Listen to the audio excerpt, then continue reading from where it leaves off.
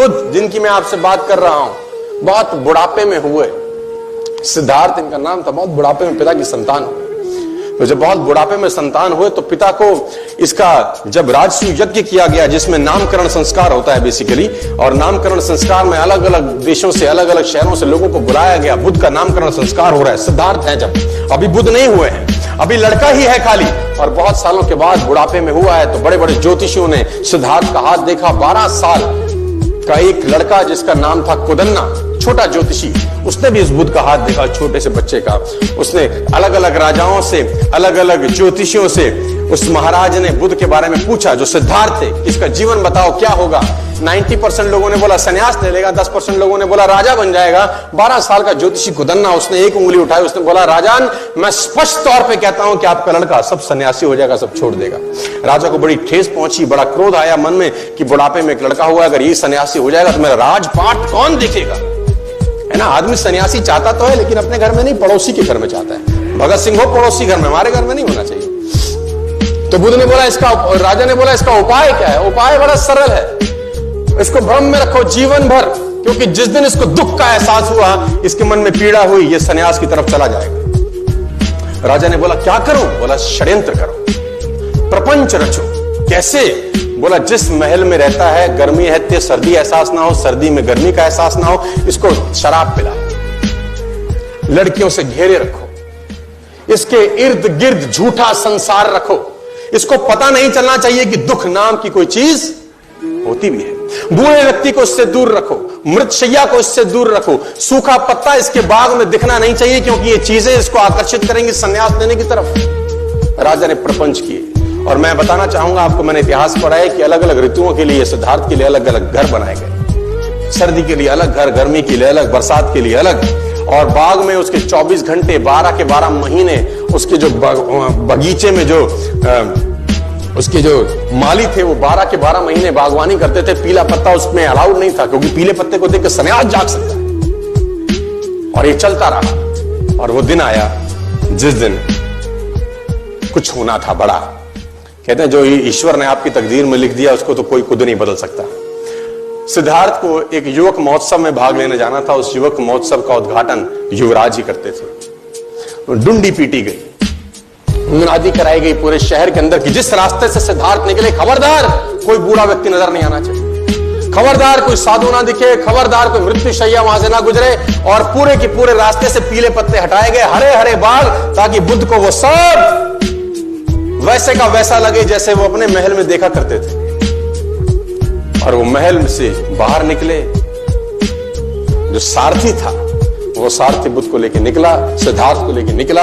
और निकलते निकलते निकलते निकलते आखिर वो घड़ी आ पहुंची। सिद्धार्थ ने पहली बार एक बूढ़े व्यक्ति को कुंभ करते हुए देखा जो झुक के चल रहा था। सिद्धार्थ ने सारथी को बोला रथ रोक। सारथी ने बोला महाराज क्या हुआ। बोले ये झुक के क्यों चलता है, क्या तकलीफ होगी इसको, क्योंकि पहली बार उसने बुढ़ापा देखा। सिद्धार्थ ने आज तक तो सब हष्ट पुष्ट लड़के लोग देखे थे। सिद्धार्थ ने बोला ये झुक के क्यों चल रहा है। सारथी बोला महाराज मुझे आज्ञा नहीं है कि मैं संदर्भ में आपसे एक शब्द कहूं। सिद्धार्थ ने बोला मैं आज्ञा देता हूं, तेरी गर्दन उड़ा दी जाएगी, तो तुरंत बताइए झुक के क्यों चल रहा है। सारथी ने बोला महाराज ये बूढ़ा हो गया है, ये बुढ़ापा है।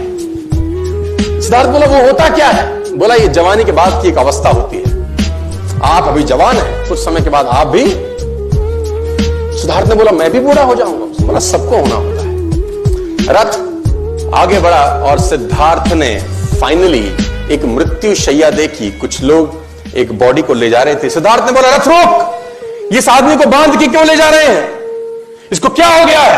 उसने बोला महाराज ये मर चुका है। बोला ये क्या होता है। बोला ये बुढ़ापे के बाद की अवस्था है। बोला एक दिन क्या मैं भी मर जाऊंगा। सारथी ने बोला जो आया है सो जाएगा, राजा रंक फकीर, जो आएगा वो जाएगा। रथ आगे गुजरा तो सिद्धार्थ ने फाइनली वो लास्ट में वो देखा जो उसको देखने के लिए मनाही थी। सिद्धार्थ ने अपनी आंखों से एक सन्यासी को गेरुए वस्त्र धारण किए चलते देखा। तो सिद्धार्थ ने सारथी से बोला इसने इस रंग के कपड़े क्यों पहने हैं। अब तक तो सिद्धार्थ ने वो राजसी ठाट बाट देखे थे, ये गेरुए वस्त्र में आदमी कहां जा रहा है और ये कौन है। तो बोला महाराज ये सन्यासी है, इसने सब छोड़ दिया क्योंकि जिंदगी में दुख है, तकलीफ है, क्लेश है। सिद्धार्थ ने बोला रथ रोक, लौटा ले। कहते हैं कि सिद्धार्थ उस युवक महोत्सव में भाग लेने नहीं गए और आधे रास्ते से ही लौट के वापस आ गए और उसी रात सिद्धार्थ ने गृह त्याग कर दिया। उसी रात को वो सब छोड़ के चले गए।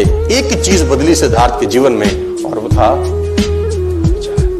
12 बरस के बाद लौटे, बुद्ध होके लौटे। तेज उनके चेहरे पे था। घर का किवाड़ खटखटाया, यशोधरा ने दरवाजा खोला।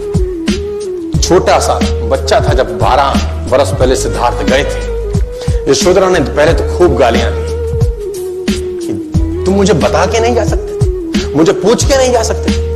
सिद्धार्थ बोला, मैं तुझे पूछता तो मुझको जाने देती। तू रो रही है, तकलीफ में है, गालियां दे रही है कि मैंने 12 साल तेरी सुध नहीं ली, मैं 12 साल तुझे चला गया छोड़ के। तू ये देख कि गया कोई और था यशोधरे, आया तेरे पास कोई और है। जो गया था वो लौटा नहीं है, लौटा कोई और है। मैं आपको बताना चाहूंगा सर, एक चीज बदलने से आपकी पूरी जिंदगी में भूचाल आ सकता है। और आज 22 फरवरी 2019 को अगर नेटवर्क मार्केटिंग के लिए आपका विचार बदल गया, आपके आने वाली जनरेशन बदल सकती है। सिर्फ आपका विचार बदल गया कि ये वो बिजनेस है जिसने इस दुनिया में करोड़पति अरबपति पैदा किए हैं, ये वो बिजनेस है जिसने नीचे से ऊपर तक लोगों को पहुंचाया। ये विचार बदलने से आप